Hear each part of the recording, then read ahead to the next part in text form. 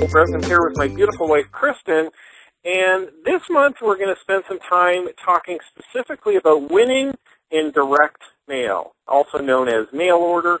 We're going to spend time talking about the different products that you can sell in mail order, pricing structures for success, different printing options that you can use, supplies that you're going to need if you're going to run a successful direct mail business. We're also going to talk about where to get leads and where you can source good quality leads. We're also going to talk about the process of the direct mail system, and we're going to talk about getting started. And of course, actually, before we get going into all of that, I just want to put a little disclaimer out there that this is specific information for people that kind of want to get a little bit more involved in a direct mail business or understand different parts of it. We've got resources where you can already tap into the leads, you can tap into printing resources. We've already got all the letters written, the offers written, the back end offers written. So we've really got everything already set up for you. So you don't really have to think about it, you don't really have to come up with it, build it. But this training has been developed so that you can kind of get a behind-the-scenes look at what I do on a regular basis to be able to run a successful direct mail business. And we've got over 11 years of experience in direct mail for different network marketing businesses and different internet businesses as well through the mail. So I've got a lot of things to go over today, so you can just sit back, relax, and enjoy the information, take some notes, and you can listen to it over and over again, so that you get kind of a full overview of what we're talking about. So now if you're going to start your own direct mail business, or if you're going to kind of go off on your own into the direct mail industry, of course you need a product to sell. And you want something, obviously, that you can be able to ship easily, something that's cost-effective to be able to ship.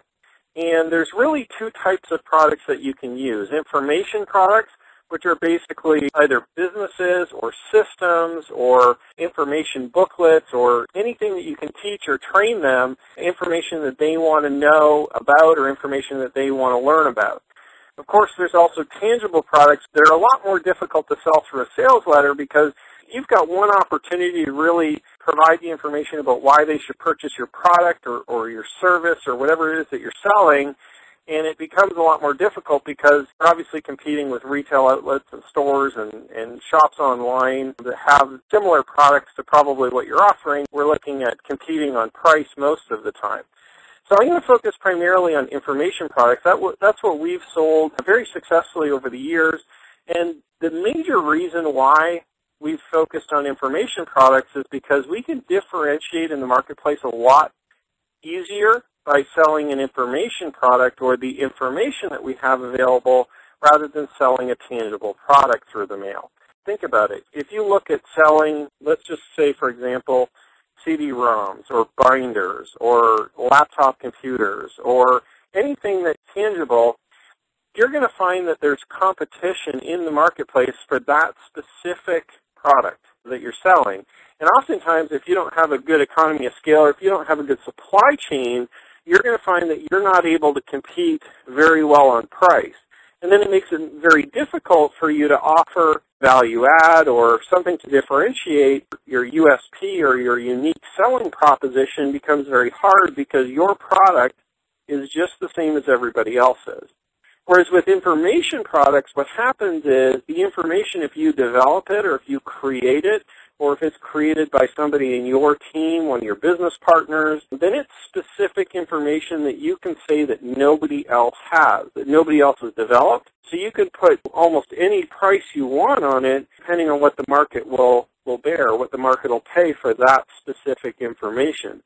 We've seen information products go anywhere from $5, $10, all the way up to thousands and thousands of dollars. And the reason why is because if the information is valuable, it's going to provide a benefit to the consumer, they're willing to pay for that information. So just think about that. If you're going to be providing a product through the mail, think about, obviously, different information products that you can sell. One of the other things is we also like offering the opportunities through the mail, just because there's a lot of people constantly looking for opportunities, working from home and making money from home.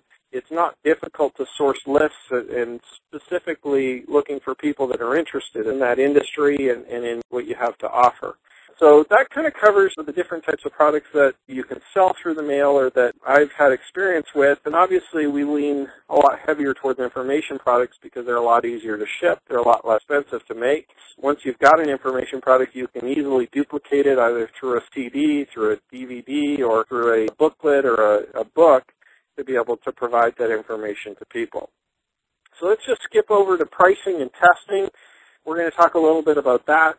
I've had the most success in pricing anywhere from $10 all the way up to about $80. And so just to give you an idea of the different tests that we've done over the years, if you're going to be pricing either a small opportunity or if you're going to be pricing an information product, generally if you stay somewhere between $10 to $80, it's a good place to start with a test, especially if the product that you're selling is going to be sold to a customer on the first exposure, which means basically they don't know you, they just receive a letter in the mail, and you're making an offer to them to buy. All right. So if you stay somewhere in the range of $10 to $80, you're probably going to hit at least some sales for the offering that you have, given if your sales material is put together well to be able to offer something that the customer wants to buy.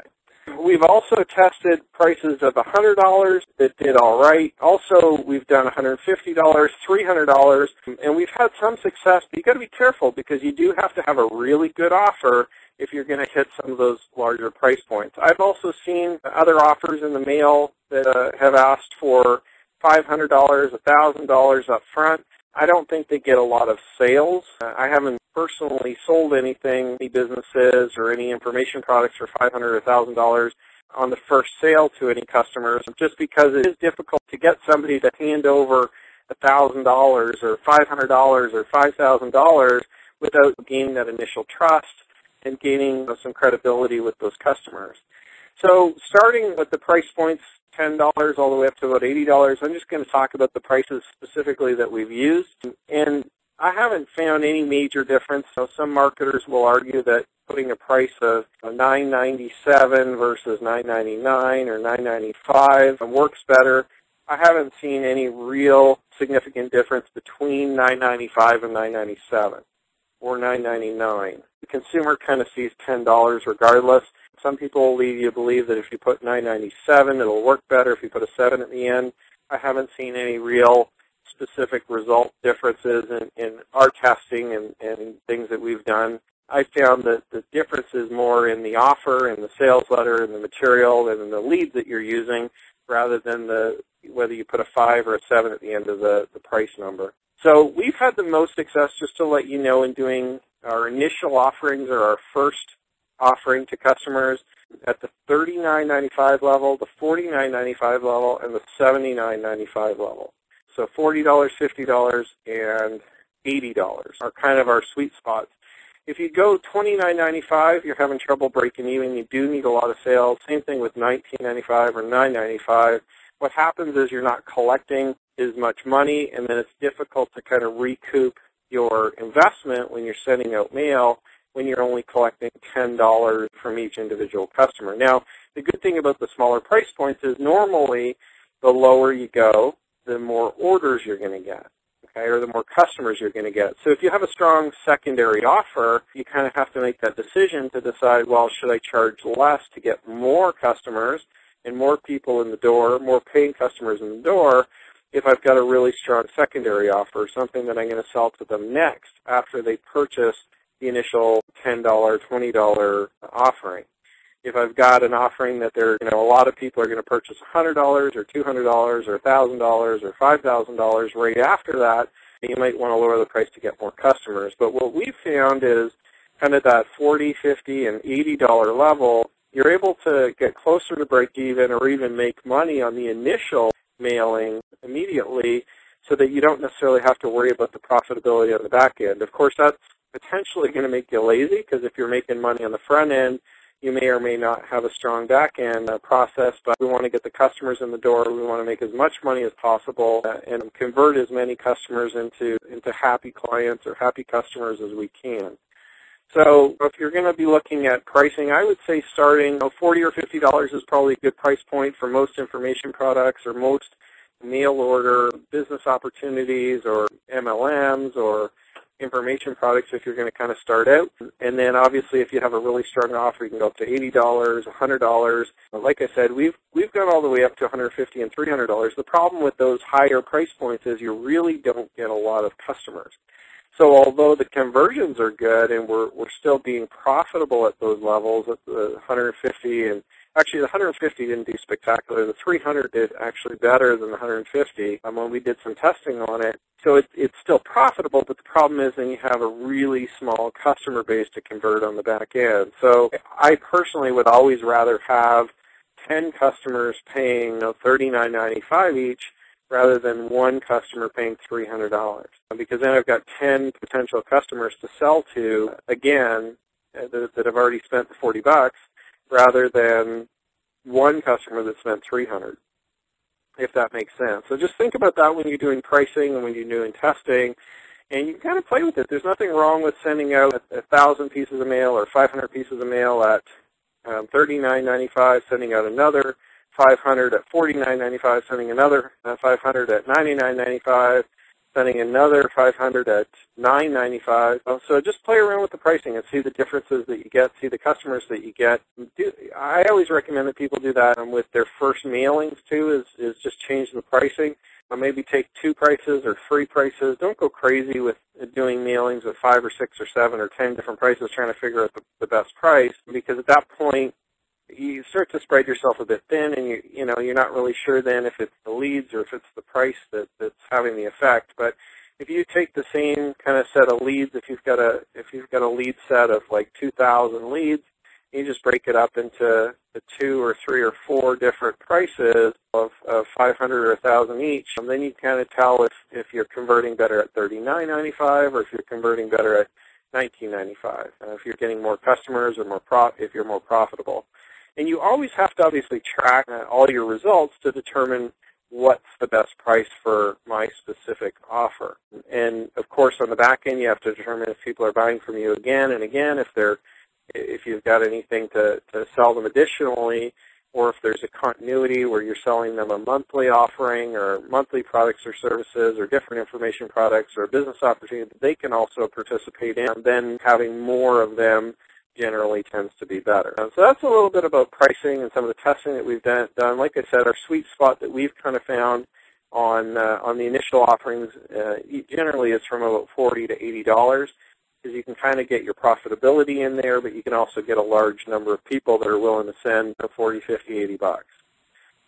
So let's just move on to printing. Printing is really important. I want to spend a few minutes on that as well, just because we kind of, in our mail order business, we have different printing that we do. There's essentially your testing printing, there's kind of short run printing that we do, and then there's long run printing. So testing printing usually is like 500 pieces, 1,000 pieces of mail, maybe 2,000 pieces of mail. That's trying to figure out, okay, is this new offer or is this new price that I want to try valid? Does it work? Maybe I got a new set of leads. I just want to run them off quick and get them out in the mail and see if they convert or not. Generally, you can pretty much use any printer for something like 1,000 pieces of mail or 500 pieces of mail. Now, it's going to cost you more if you're just using your home printer. But the problem is, if you're just doing testing, you don't want to do a full run of 5,000 or 10,000 or 20,000 pieces of mail. You're just testing something if you're just trying it out. Generally, I recommend people do tests of at least 1,000 pieces. But if you're only printing out 1,000 pieces of a certain mail piece, running it at home is fine. I always recommend, of course, printing it in color. Looks better if you throw some pictures on your pieces. We get so much mail, by the way. It's just kind of junky, black and white, all writing. I can't believe that it converts at all if it does. And I have a hard time believing some of those generate a lot of income to the people. I kind of see them floating around, but often we get a lot of different offers, and you don't see the same ones over and over again. So generally, if you've got pictures, if you've got color in it, tends to work a lot better. Just to let you know, the printer that I have at home, personally, I've actually got 2 of them. It's an HP OfficeJet Pro X451DW. There's a few different versions of it. It's kind of a fairly newer one. It's kind of like, I would say it's like an Office Professional, like kind of a mid-range. I think it was maybe $500, $500 or $600 at Staples. I'm sure you can get them a little bit cheaper online. We just waited for them to go on sale. I think we got them both at 50% off, so I think we only paid $200 or $300 for the printer. But they significantly save on printing costs. So the cost per page that we print is a lot cheaper than running them on any other inkjet or some of the smaller printers, that you can pick up or that you might already have at home. And that's really the big cost that you want to look at when you're running your own printing, because it's not the cost of the printer, it's actually the cost of the ink and the cost per page that you end up paying. That's the problem. Buying a $50 or $100 printer in the long run isn't going to save you any money, because the cost per page, if the cost per page is 25 cents versus, let's say, 15 cents, you're paying an extra 10 cents per page. So, every time you run off a thousand pieces of paper, you're essentially paying an extra $100 every time you do that. So you got to kind of think about that if you're going to be running on a consistent basis and being in the mail order business, running some of your own tests. You want to get kind of a little higher end home print to be able to run your tests with. So anything under 500 pieces, I'd say just run it off on any printer. So if you're just going to do like 100 pieces of mail or 200 pieces of mail, you can just run it off on whatever you have at home. If you're going to start doing regular testing of 1,000, 2,000 pieces, if you really are going to get out there and doing, 5,000 pieces or more on a regular basis every month or every couple months, you definitely want to get something like the HP OfficeJet Pro X451 DW like we have. Like I said, there's a few versions of it, but something like that that's going to run a lot faster. It fully duplexes it, so it'll actually flip the pages over inside it, so you don't have to worry about it. It's full color, it's very crisp, it's very good, and it's very cost effective. And then obviously if you start getting into 10,000 pieces, 20,000 pieces, 30,000 pieces, 50,000 pieces at a time, you're going to need a full service printer to be able to do that for you. There's no way you ever want to be running 10 or 20,000 pieces of mail at home by yourself to be able to get those out. So it takes us a little while to find a good print shop. If you're going to look for a good print shop in your city or your town, you're probably going to call on 5 or 6 or 7 different printers to get different prices, and then you got to go back and forth with them and try to get their prices down. Don't be scared if you're negotiating with them to just try to get them down, because they're always going to start really high. The print industry, if you go to a big print shop, they can print very, very inexpensively because they run on big spools of paper. Their costs are very low. So the longer the print run, you're going to get it significantly cheaper. So if you go to a big print shop and you say, well, I want to run 2,000 pieces of this mail piece, well, they're going to charge you a lot per piece. But if you're going to run 50,000 or 100,000 or 200,000 of that same piece of mail, you're literally paying pennies on the dollar. So you'll significantly save, but of course you've got to have a very successful, proven, tested mail piece for you to run 50 or 100,000 pieces of that off, because at the end of the day, if you print off 50,000 pieces of a certain sales letter, you want to make sure that you're going to get them out and use them. Otherwise, you're wasting literally thousands and tens of thousands of dollars printing off that many at a time. So we usually, like I said, kind of start off at home, do our testing, test them out, see if it works, and then once it works, then we'll go to the full-service printer and say, okay, can you print me off 20,000 of these or 50,000 of these? And we kind of build it in that way. So, that's kind of the printing part. Again, if you're starting out and you want to try your own, anything under 5,000 pieces, you can kind of do at home, but really, if you're going to do it consistently, you should get a decent home printer, something that's a little more professional than just a kind of a little inkjet. They'll print a lot faster and a lot more cost-effective if you invest the money in a decent printer. So the next thing we're going to talk about is some supplies and some different suppliers that we use. Again, depending on how serious you are, if you want to run a full-scale direct mail operation, or if you just want to do some of your own testing, or maybe you want to run some of your own mail, you want to do some printing yourself.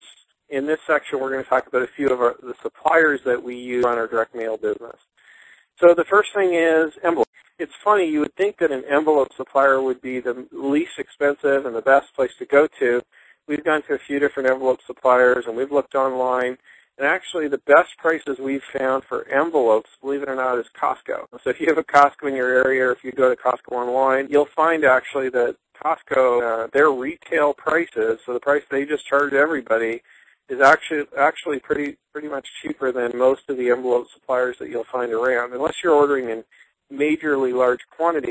We actually recently got a envelope supplier to quote us on buying 100,000 envelopes at a time. So they're just blank envelopes, either with the strips, with the peel and stick strips, or just the ones that you lick. They quoted double what we currently buy them from Costco. Okay, at the Costco here locally, we're paying about, I think it's maybe $6 or $7 for 500 of the envelopes that you lick, and then I think it's $10 for 500 of the peel and stick strip one. So very inexpensive. You don't have to go crazy. You don't have to negotiate deals for envelopes. You can get at your local Costco. Various small quantity things we shop at Staples, usually one-off. Staples, I found, tends to be a little bit more expensive than if you go online or if you kind of source out specific products. But the problem is, if you're only buying it once, your best bet is just to go to Staples. They probably have it. Or if you want it today, sometimes we'll buy CDs or we'll buy different, envelopes or things like that are a weird size just to test something out to see if it works. Usually we just go to Staples, pick it up. But if you're going to start buying in larger quantities, generally I'm going to recommend you either go online to Amazon.com or eBay.com, and usually you'll be able to find a lot better deals if you're looking at bigger quantities, or even if you're looking at just regularly ordering something, you can usually find it on Amazon a lot cheaper than you can at your local Staples. But if you want it today, nothing beats just walking into the Staples and picking it up. Labels, if you're going to need labels for anything, if you do want them, usually again on our OfficeJet Pros, we just print envelopes right on them. You can run the envelopes through them with the full address and everything on them. But if you do want to use labels, we've found a website called worldlabel.com, WORLDLABEL.com, so worldlabel.com.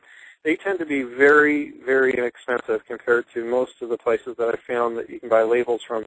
Again, they destroy the prices at Staples. Staples, if you're just going to buy 1,000 labels or 500 labels one time, sure, go to Staples. But if you want to buy 5,000, even 1,000, 5,000, 10,000 or more labels, definitely check out worldlabel.com. They have a really good price structure. They have almost every kind of label that you possibly would want. The shipping is pretty good. It is very fast, and they've been really reliable for us whenever we've wanted to purchase labels. And then paper. Paper is an interesting thing. We actually, obviously for our large-scale printing, the print shop just provides the paper. You just buy it in huge rolls. If you ever go into a print shop, you'll see these giant rolls that they have paper out of. They just cut it all down to the size they need. But if you're going to do printing at home, paper is kind of a weird thing. Never pay full retail for paper. You can always get it on sale somewhere. Okay, that's kind of the trick. So we actually get a lot of paper from Staples. We just wait for it to go on sale. In the last year or two, we found that they have these neat little sales through the rewards membership that they send us the coupons, but we get coupons constantly for like half-price paper or a box of paper for $10 or a box of paper for $5 or, buy a ream of paper and get it for 1 cent. And so Staples actually has done really well for us on the paper side, but we just, we never pay full price. So I'm never going to pay $40 or $50 or $60 for a case of paper. I'm always going to wait for it to go on sale for like $5 or $10 or $20 and get a deal on it. You just kind of stock up and you wait for the next deal, and when the next deal comes around, you stock up again. And if you don't go to Staples, of course, you can find paper online, Amazon, again. Some of the other retailers locally probably have it. I haven't necessarily found a good trick to buying regular paper other than just waiting for it to go on sale in the different retailers or the different online sources and getting whoever is trying to basically liquidate their paper that they have available. So that's about it for supplies. We're going to move on now to where to get leads from. Now, leads are kind of a tricky thing, and this is kind of, I guess leads are going to be the major downfall for most people in direct mail. If something is going to stump you up, well, actually, let me preface this by saying your offer or your sales letter, which we're not talking about necessarily a lot today, that'll obviously be one of your major downfalls. If your offer isn't very good or if your sales copy isn't very good, that'll create a major problem or roadblock in your direct mail efforts. But leads, we got great sales copy. You don't have to come up with your own copy. You don't have to write it. You can just use the letter that we've already written and put together and that we know converts and it does well. One of the problems you can have, though, then, if you do have a really good sales letter, is leads. And I'm going to tell you right now, I'm not immune to purchasing for leads. I've been in this industry for, like I said, over 11 years.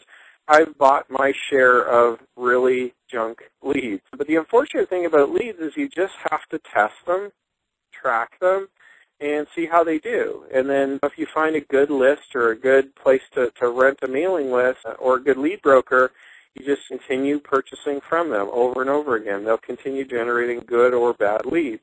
The important thing, though, is you always have to track where the leads are coming from and what the results are from each mailing.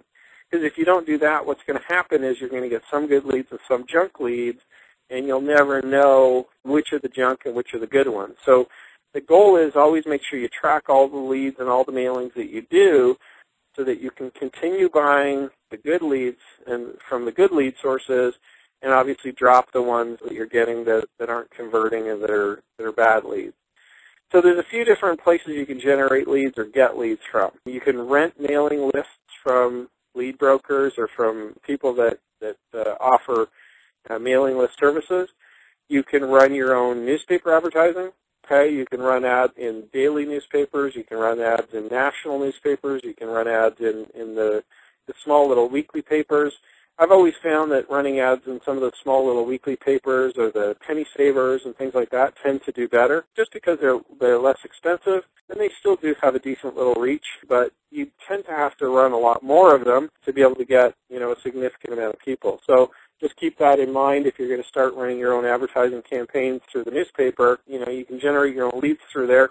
The leads through newspaper advertising tend to cost a little bit more, but the quality tends to be a little bit higher. If you're going to start taking on your own campaigns and running and managing your own leads and your own lead generation, takes a lot more work than just renting a mailing list, but the results tend to pay for themselves.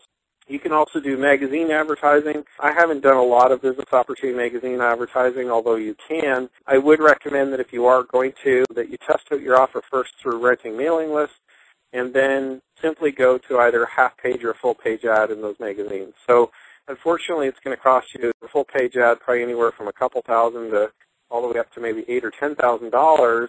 However, the small advertising in the very back classified, in my experience, or I guess just anecdotally from people telling me, tends to not work at all. Whereas the larger ads, the half-page or full-page ads tend to be in those magazines over and over and over again, which tells me that they are obviously generating results for the people spending that kind of money. So, but before you advertise in these magazines, obviously you want to know how many people are getting the magazine, if it's the right kind of target market for you. Plus, obviously you want to test your offer by just running some mailing lists first and mailing your offer to them before you start spending $5,000 or $10,000 running magazine advertising. Of course, you can also do online advertising. Google or Yahoo or one of the search engines. You can do banner advertising. You can run through Facebook. I'm not going to get into a lot of specifics in terms of how to run the advertising, but of course there's a lot of different mediums there online to be able to generate your own leads.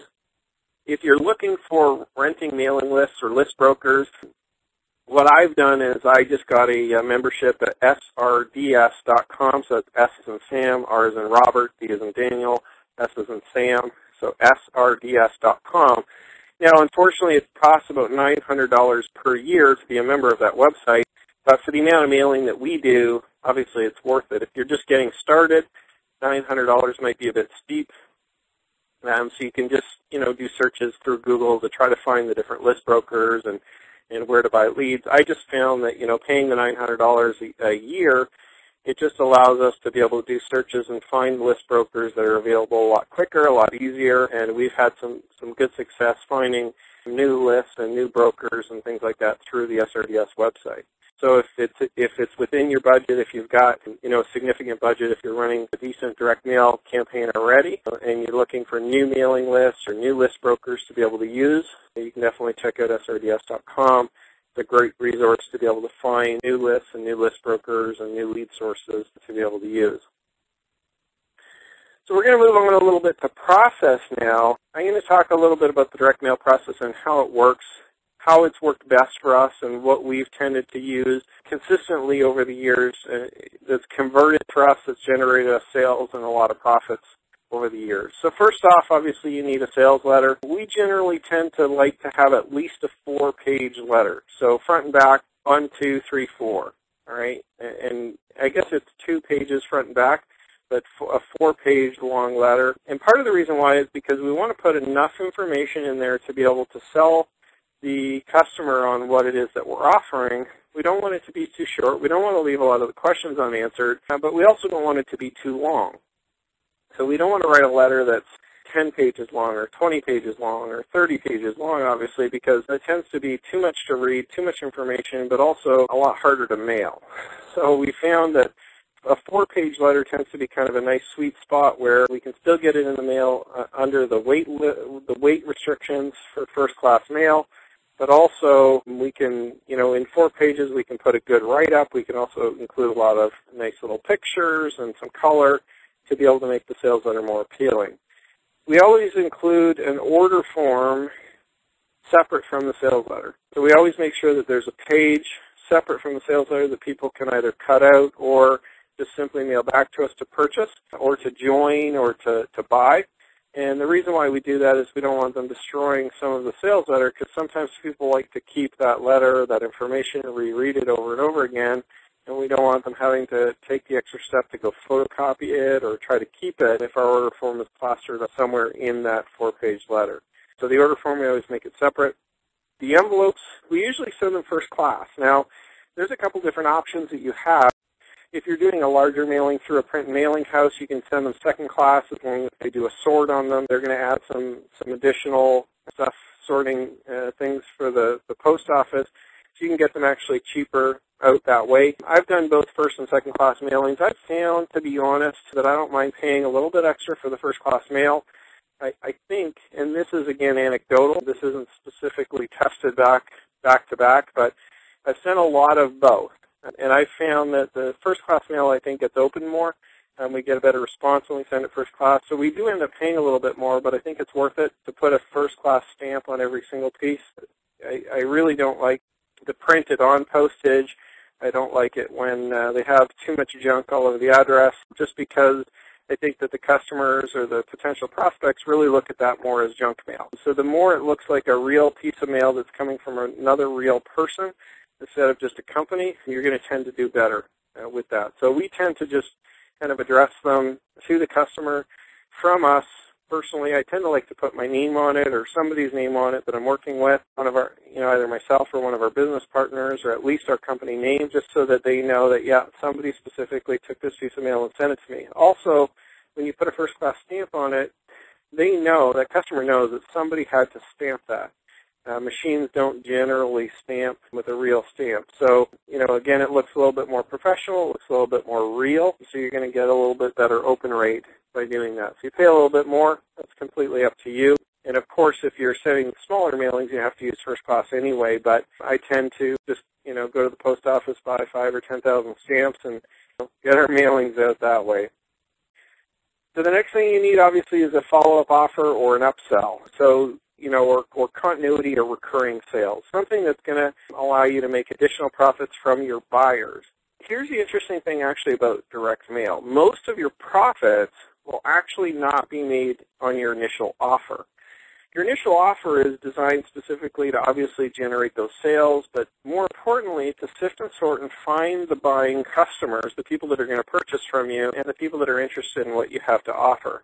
Where you're going to make the most profits and what's going to be most profitable for you is offering your buyers something else to purchase. So either something more expensive or another offer or some kind of continuity, some kind of recurring sale that they're going to purchase on a regular basis. That's actually where you're going to make most of your profit, because you've already targeted and found now the specific buyers and the people that are willing to spend money and the people that are specifically interested in what you have to offer.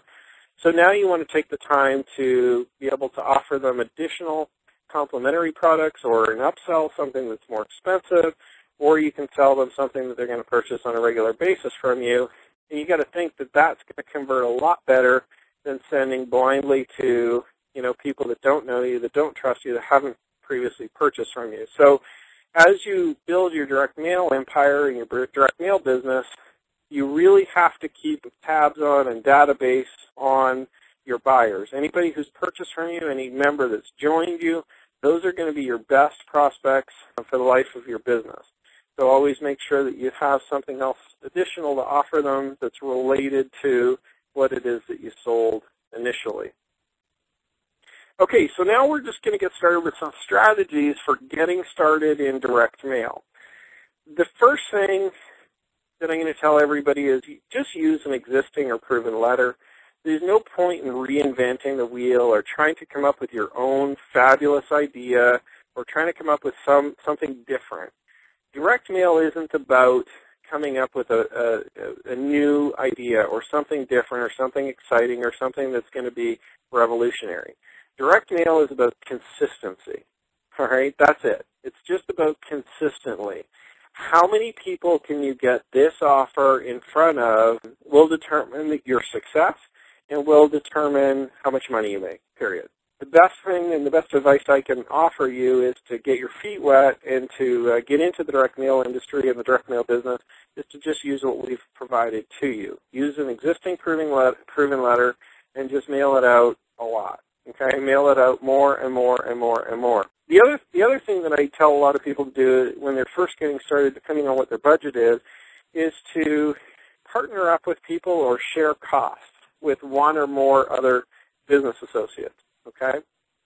Now, this is very simple to do. You have to trust each other, and you don't want to start mailing people you don't know $5,000 or $10,000 to do huge mailings, but getting started with somebody that you're working with, just send an email or a phone or make a phone call. By sharing the cost of a 1,000-piece mailing or a 2,000 or a 5,000-piece mailing, you can potentially share the cost over one person, 2 people, 3 people, 4 people, 5 people, 10 people, because all of those people, as long as you put the sales or the new customers in the right spot underneath everybody's going to get a piece of that action. Everybody's going to get a piece of the profit. So getting together with maybe 1 or 2 or 3 other people in the business that you're doing and sharing the profits, what happens is you're able to do larger mailings, you're able to get results, but you're also able to kind of split the costs as well as split the risk over 2 or 3 or 4 or 5 other people.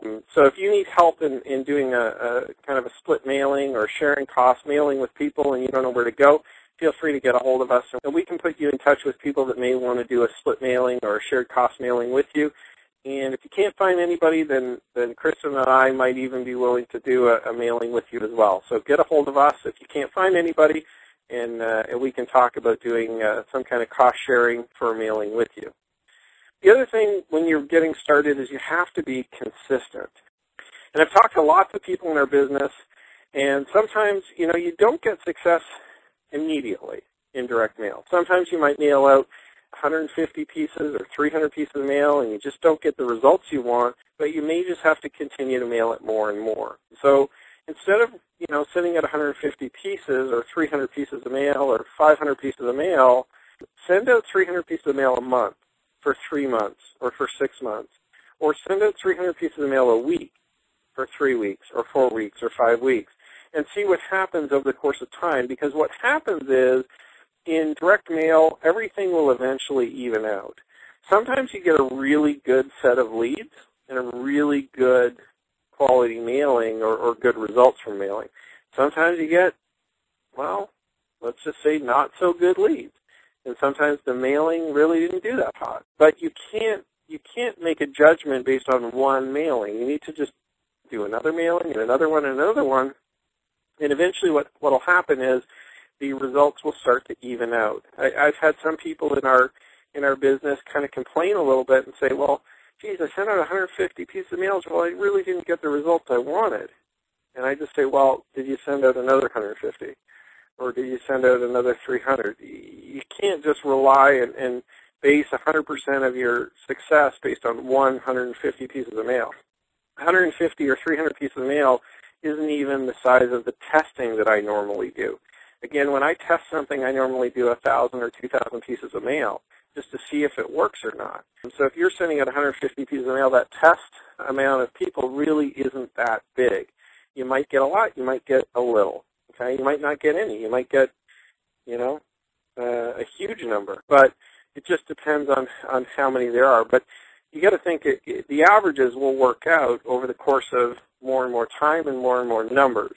So when you get up to mailing 5,000 or 10,000 or 20,000 pieces of mail or more, what will happen is those averages will work in your favor instead of against you. If you're only mailing 100, 200 pieces of mail, the averages actually work against you because it's kind of like hitting the lottery. Either you hit it or you don't. Whereas with 10 or 20 or 30 or 50,000 pieces of mail, you're kind of getting more of a consistent result because you've got 20 or 30 or 50,000 people that you're exposing your letter to. So the chances are some of them are going to take you up on it, okay, and a percentage of them will.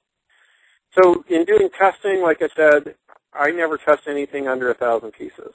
If I'm testing something new, whether it be a change in price, whether it be a different sales letter, whether it be a new offer, I always send at least 1,000 pieces of mail just to see, okay, if it works. Now, if you can't fit $1,000 in your budget to send 1,000 pieces of mail, then don't test something new, okay? Just as simple as that. Use something that's proven.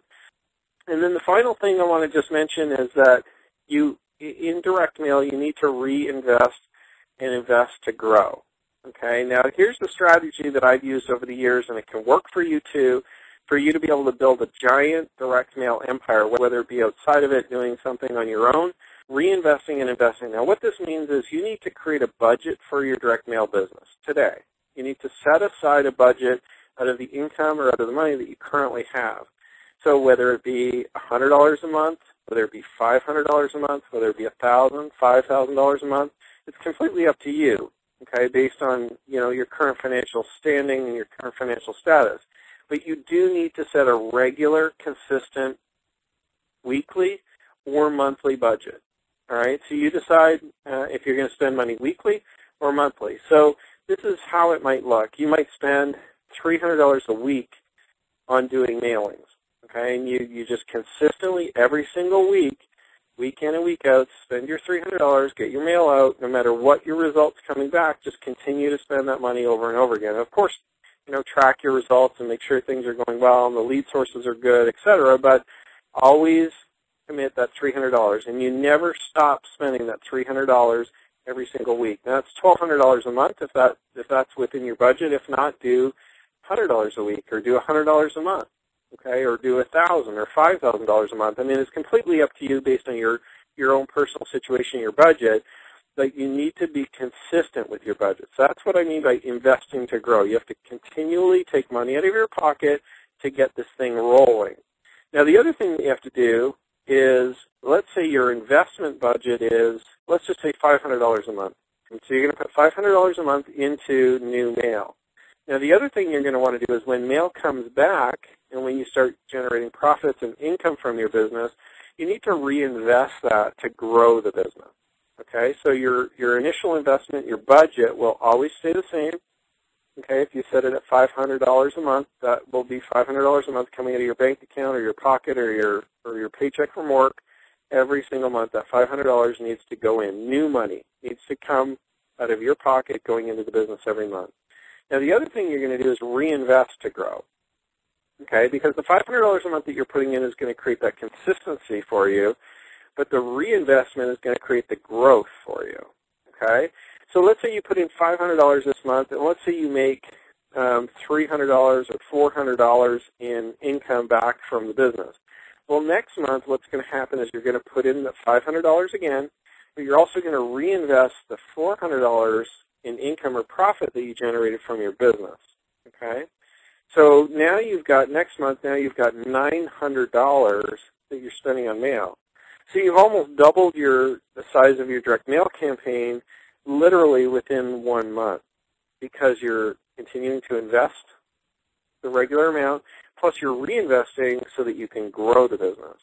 Now, here's the interesting thing that's going to happen. So when you're in 900 pieces of mail, let's say that the third month you're still going to invest the $500 out of your pocket, But the profits now, or the income coming from the $900 worth of mail, maybe you generated another, let's say $800 in income from that $900, all right? Now, the third month, what's going to happen is you've now got another $800 plus $500, so now that's $1,300 worth of mail going out in month 3, okay? And all we've done is just invested the new $500 every month and reinvested the income or the profits that we're getting from the business back into the business again. So now we've got $1,300 going into month 4. Let's say that we spend that, we put in another new $500, okay? Plus we generate, let's say, $1,200 back in income or profits from the business. Now you've got $1,700 worth of mail going out, and what are we in, like month 4 or month 5, right? $1,700. And all you started with was $500. And you've got $1,700 per month going out in mail successfully for your business. So it's, 1,700 pieces of mail or so. Okay? Generally, on average, we're somewhere around $1 a piece or a little bit higher than $1 a piece of mail. But that's $1,700. So you might not have thought that you could get up to $1,700 or $2,000 or $5,000 per month in mail personally, but you can. And how you do it is you just invest every month. You take out that same amount out of your pocket every month and you invest it, and then you reinvest whatever you get back from the business. And that will allow you to grow and grow and grow. And what happens over time is, many of your members are also going to send mail. They're going to want to grow their businesses as well. And what's going to happen is that total budget for your whole team will skyrocket. And it won't be just $1,700 worth of mail. It might be $10,000 or $20,000 or $30,000 worth of mail going out for your whole team. Because if you've got a team of 10 or 20 people, let's just say 10 people sending out 1,700 pieces of mail each, now that's 17,000 pieces of mail going out for your business. And if you've got 100 people, let's just say you've got 100 people in your business, which isn't unreasonable. If you've got 100 people all spending $1,700 a month, okay, to grow the business, that's $170,000 worth of mail going out. Okay, think about that. All right, that's a lot of mail going out every single month. $170,000 worth of mail going out to build your business, and all you're putting in is the initial $500 plus you're reinvesting. Right, and then the monthly $500, then you're investing, and you can build a team that is bigger than anything you could possibly ever imagine through the leverage that you're going to get by investing and reinvesting and getting your members to invest and reinvest. And it can be $500, it can be $1,000, it can be $5,000, it can be $100, it can be $50, okay?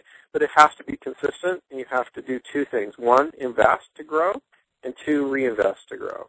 Okay? So invest every month the same amount, plus reinvest whatever it is that you make. And eventually you get to the point where you're making more money than you even want to reinvest. You might get up to $10,000 or $20,000 or $30,000 a month in income, and you might say, well, geez, I don't want to keep reinvesting $30,000 a month.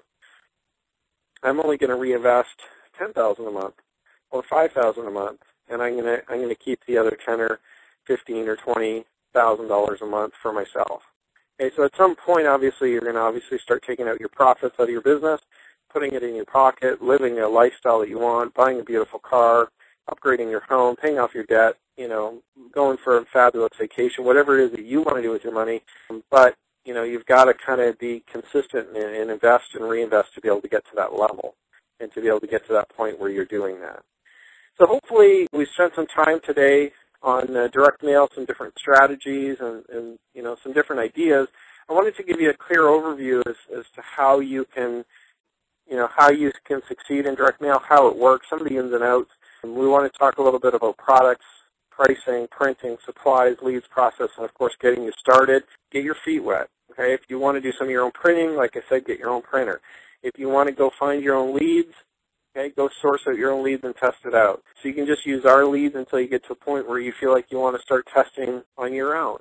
But we kind of give you that, you kind of swim with us in the shallow end and be safe and protected before you kind of jump into the deep end on your own If you ever want to run your own direct mail business or create your own products or create your own business, we kind of give you a safe place to learn, to test things out, to make money, to be profitable, and to get your confidence to the point where you're able to either continue just making a lot of money with us or obviously venture out on your own as well. So hopefully we've given you kind of an overview, some different suppliers, some different places where you can generate leads or get your, purchase leads from. And of course, strategies, like I said, in growing the business and reinvesting and investing regularly to be able to be consistent and to grow the business to the level that you want to get it to. Again, for my wife Kristen and I am so excited to be working with you, helping you, and doing these monthly trainings for you. Next month we'll do obviously a different training as well. Hope you've enjoyed it. If you have any questions, feel free to drop us an email or write us a letter. We love the feedback all the time. Thank you so much.